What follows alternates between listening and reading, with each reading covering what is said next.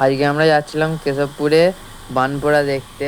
ঘর থেকে বেরোনোর সময় আমাদের ক্যামেরা অন ছিল না, তাই তাই ভিডিওটা বানাতে একটু অসুবিধা হচ্ছিল। তো যাই হোক, তোমাদেরকে দেখিয়ে দেবো কীভাবে বানপোড়া হচ্ছে।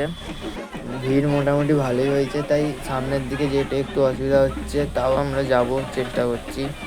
চলো দেখে নাও। ভিডিওটা আমি ছোটো ছোটো পার্ট করে বানিয়েছি, কারণ নাহলে অনেকটা বড় হয়ে যাচ্ছিলো, তোমাদেরও অতটা ধৈর্য থাকবে না দেখার জন্য। এখন নাচ হচ্ছে, নাচটা একটু দেখে নাও, তারপর আমরা যাবো একটু এদিক ওদিক ঘুরে আসতে। তো দেখতে থাকো, অনেক মজা হবে। ভিডিওতে একটু কমেডি না হলে চলে, তাই ভাবলাম একটু এদিক ওদিক ঘুরে একটু কমেডিভাবে বানাবো।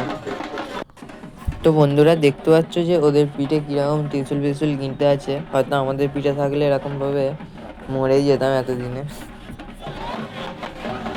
তো এতক্ষণ নাচ ফাচ দেখলে, এবারে চলো একটু ঘুরে আসি। তো চলো একটু ঘুরে আসি, দেখে আসি। কত মেয়েরা দেখছিল আমাদের দিকে, কিন্তু আমরা পাচ্ছি না। আমি ভালো ছেলে তো, এই জন্য।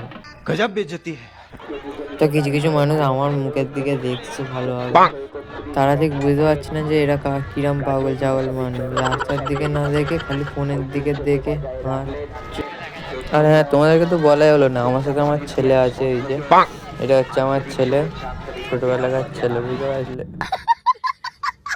তো ভিডিওটা অনেক বড় হয়ে যাচ্ছে, তাই আর বেকার ভ্যাট বকে লাভ নেই।